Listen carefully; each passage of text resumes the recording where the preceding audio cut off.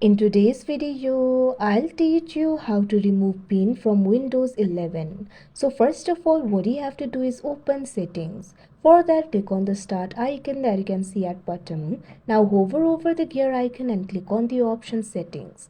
After you do that, settings will be opened. What you have to do is find this option for accounts and click on it.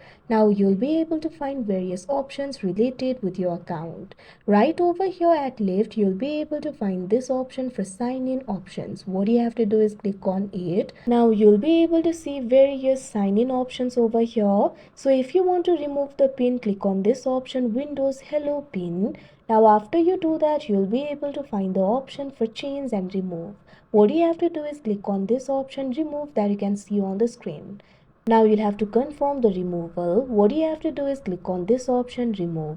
Now what you have to do is enter your account password. Enter the password over here. Press enter. Now after you do that, you can see over here the pin will be removed. So like this, you'll be able to do it. So that is how you remove pin from Windows 11. I hope you found this video helpful. Thank you for watching.